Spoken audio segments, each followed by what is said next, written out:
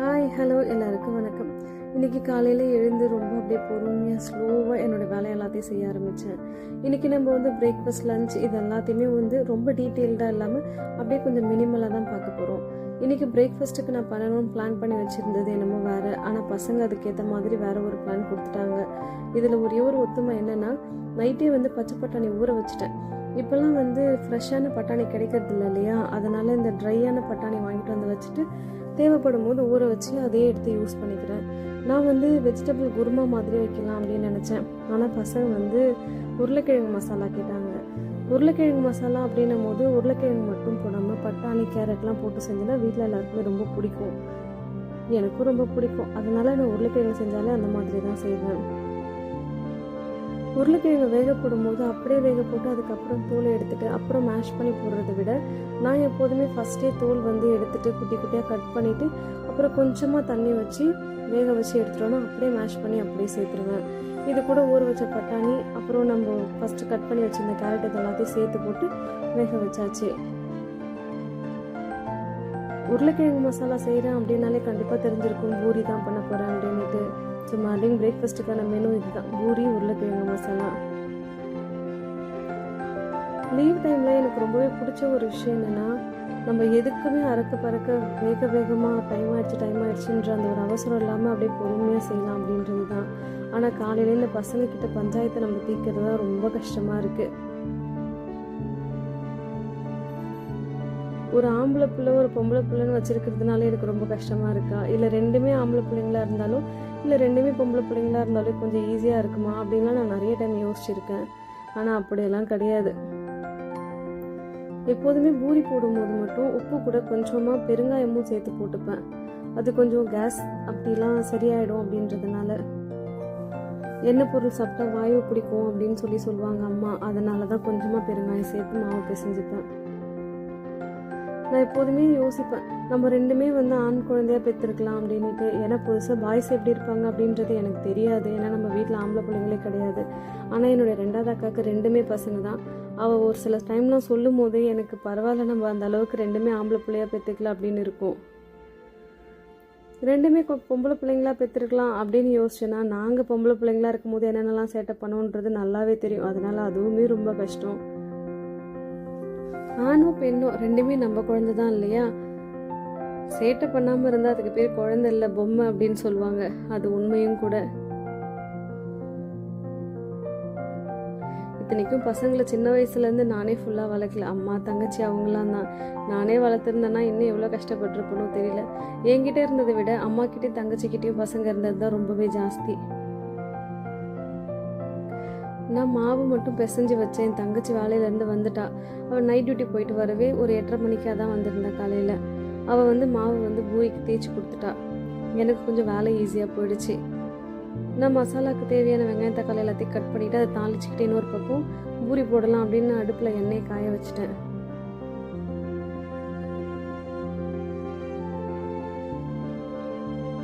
அது என்னமோ தெரியல, இன்னைக்கு பூரி ஃபஸ்ட்டு பூரியே நல்லா உப்பி சூப்பராக வந்துருந்துச்சு. எல்லா பூரியுமே அப்படி தான் வந்துச்சு. பசங்க பூரி இந்த மாதிரி போடும்போது நல்லா உப்பி வருதுன்னு பார்த்து ரொம்ப ஆசைப்படுவாங்க. அதை சுட அப்படியே வச்சு கொடுத்துட்டா பரவாயில்ல. நல்லா உப்பி வர பூரியே சூடு ஆறும் போது அப்படியே சாஃப்டாக அப்படியே மெலிசாயிடும் இல்லைங்களா. அது பசங்களுக்கு புரிஞ்சுக்க தெரியாது. எனக்கு ஏமா பஃப்னு இருக்கிற பூரி வைக்கல அப்படின்னு சொல்லிட்டு ரொம்ப கஷ்டப்படுவாங்க. அதை புரிஞ்சுக்கிறதுக்கே அவங்களுக்கு ரொம்ப வருஷம் எடுத்துக்கிச்சு. இப்போலாம் அப்படி கிடையாது, அதை புரிஞ்சுக்கிறாங்க. ஆனால் பூரி போடும்போது பக்கத்தில் நின்று பார்ப்பாங்க, ஐ பஃப்னு வருது இல்லை அப்படின்ட்டு. அவங்க சந்தோஷப்படும் போது எனக்குமே ரொம்ப ஹாப்பியாக இருக்கும்.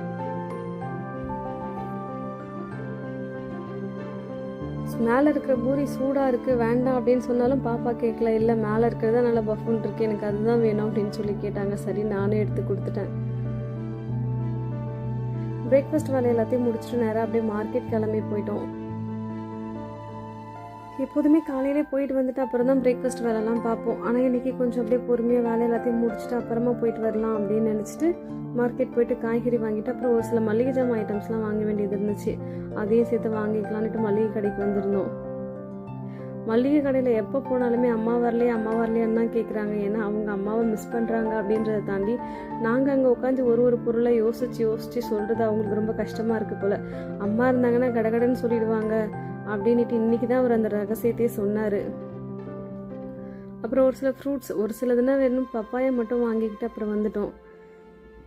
நான் லஞ்சு செய்ய ஸ்டார்ட் பண்ணுறதுக்குள்ளே இருக்கேன். என் தங்கச்சி வந்து ஸ்நாக்ஸுக்காக இந்த கார்ன்ஃப்ளெக்ஸ் இருக்குது இல்லைங்களா, அதை வந்து பொரிச்சு எடுத்துக்கிட்டா. இதை வாங்கிட்டு வந்து வச்சு ரொம்ப நாளாக ஆயிடுச்சு. பசங்க எல்லாருமே, அக்கா பசங்க எல்லாருமே வீட்டில் இருக்கும்போது ஸ்நாக்ஸுக்கு ஆகும் அப்படின்றதுனால வாங்கிட்டு வந்து வச்சுது. லூஸில் இது 1/2 கிலோவே வந்து வெறும் 60 ரூபா தான். வாங்கி பொரிச்சு வச்சோன்னா அது வரும் ரொம்ப நாளைக்கு. தேவைப்படும் போது கொஞ்சம் கொஞ்சம் பொரிச்சு வச்சுக்கலாம். இது நான் இனி வரைக்கும் என் வீட்டில் பண்ணது கிடையாது. பசங்களுக்கு அவள் தான் பண்ணி கொடுப்பான் என் தங்கச்சி. அந்த குக்கர் விசில் வரும்னு தெரிஞ்சுதான் நான் எட்ட போயிட்டேன். என் தங்கச்சியோட ரியாக்ஷன் பாருங்களா. நல்லா சமைப்பா, ஆனால் இந்த ஒரு பயம்லாம் அவளுக்கு ரொம்ப அதிகமாக இருக்குது. குக்கர் விசில் வரும்போது பயப்படுறது, அது சூடாக இருக்கும்போது ஹேண்டில் பண்ணுறது அப்படின்ட்டு. இதில் கருவேப்பிலை போடுறதுக்குமே அப்படி தான் யோசிச்சு பயந்துட்டு இருந்தா. போக போக பழகிடும், நம்மளும் அப்படி தான் இருந்தோம் இல்லையா.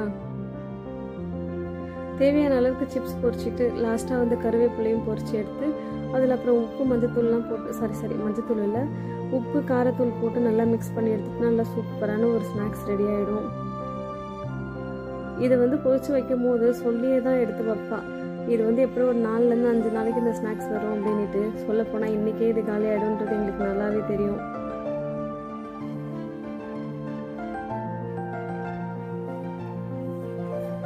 இந்த மாதிரியான ஸ்நாக்ஸ் ஐட்டம் செய்யறதுலலாம் என் தங்கச்சி ரொம்பவே எக்ஸ்பர்ட். இன்னைக்கு லஞ்சுக்கு வந்து அக்கா ஃபேமிலியும் வரான்னு சொல்லியிருக்காங்க. அவங்களுக்கும் சேர்த்து தான் இன்னைக்கு லஞ்ச் ரெடி பண்ணிட்டு இருந்தேன். பசங்க வராங்கன்னு சொன்ன உடனே என் தங்கச்சி செம்ம ஹாப்பி ஆயிட்டா. ஏன்னா என் தங்கச்சியை பொறுத்த வரைக்கும் எல்லா பசங்களும் வீட்டில் ஒன்றா இருக்கிறது தான் அவளுக்கு ஹாப்பி. வாங்கிட்டு வந்த மளிகை ஜாமான் எல்லாத்தையும் நான் அப்படியே கொஞ்சம் எடுத்து எல்லாத்தையும் ரீஃபில் பண்ணிட்டு இருந்தேன். ஒரேடியாக பண்ணுறதுக்கு நான் பண்ண மாட்டேன், அதெல்லாம் என் தங்கச்சி தான் பண்ணுவா. இப்போதைக்கு சமைக்கிறதுக்கு என்னென்ன தேவையோ அதெல்லாம் மட்டும்தான் எடுத்து நான் வச்சிட்டு இருந்தேன். எல்லாமே நோட் பண்ணி வச்சுக்கிட்டாலுமே அந்த நோட் பண்ணுற சீட்டை மறந்துட்டு போகிற ஆள் நாங்கள். சரி எல்லாத்தையும் மொபைலில் நோட் பண்ணிக்கலாம் அப்படின்னா மொபைலையும் மறந்து வச்சுட்டு போகிற ஆள் தான் நாங்கள். அதனால போயிட்டு மளிகை கடையில் போயிட்டு இது இருக்கா இது எவ்வளோ இருக்குது அப்படின்ட்டு யோசிச்சு நாங்கள் லிஸ்ட்டு சொல்கிறதுக்குள்ளே அவர் என்ன நினச்சாரோ தெரியல. இன்றைக்கி அதை வந்து அவர் ஓப்பனாகவே சொல்லிட்டாரு. அம்மா வந்தாங்கன்னா எங்களுக்கு 10 நிமிஷத்து வேலை அப்படின்ட்டு. எங்களுக்கு அப்படியே ஒரு மாதிரி ஆயிடுச்சு. பரவாயில்ல, நம்மளும் இப்போ தானே அதெல்லாம் கற்றுக்குறோம். இன்றைக்கி லஞ்ச் ஒன்றும் ரொம்ப பெருசாலாம் பண்ணலை. நான்வெஜ் பண்ணணும் இன்றைக்கி சண்டே அப்படின்றதுனால வெறும் கிரேவி மட்டும்தான். சரி குழம்பு தான் வச்சேன். குழம்பு, ரைஸ், ரசம் இது மட்டும்தான்.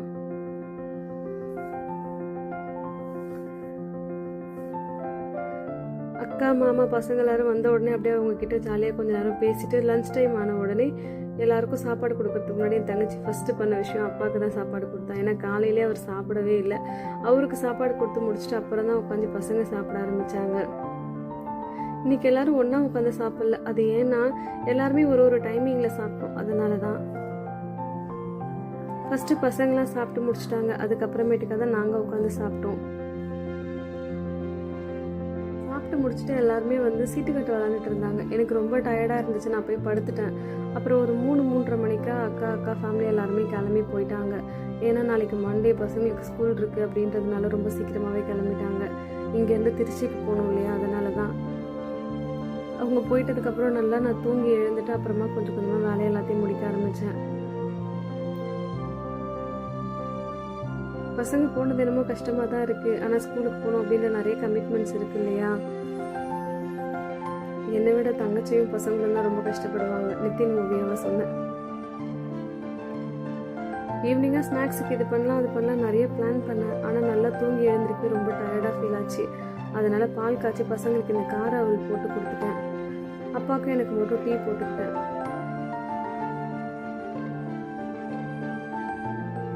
ஈவினிங் கொஞ்சம் வெளியில் போகிற வேலை இருக்குது. ஒரு அப்பாயின்மெண்ட் வாங்கி வச்சுருக்கோம். அதனால எல்லாத்தையும் சீக்கிரம் வேலை எல்லாத்தையும் முடிச்சுட்டு 6 மணிக்கெலாம் போகணும் அப்படின்றதுக்காக பண்ணியே ஆகணும் அப்படின்ற கட்டாயத்துக்காக பண்ணிட்டு இருந்தேன். இப்போ புதுசாக யூடியூப் கொடுத்துருக்க அப்டேட் பற்றி உங்கள் எல்லாருக்குமே நல்லா தெரியும்னு நினைக்கிறேன். ஸோ கண்டிப்பாக உங்களுடைய சப்போர்ட் எனக்கு தேவை. என்னோடய வீடியோஸ் பிடிச்சிருந்தா கண்டிப்பாக லைக் பண்ணிக்கோங்க, அப்படியே ஒரு சப்ஸ்கிரைப் பண்ணிக்கோங்க. நீங்கள் பண்ணுற ஒரு லைக்கும் சப்ஸ்கிரைபும் எனக்கு ரொம்பவே மோட்டிவேஷனாக இருக்கும். நெக்ஸ்ட் வீடியோவில் பார்க்கலாம். தேங்க்யூ ஃபார் வாட்சிங் மை வீடியோஸ். பாய்.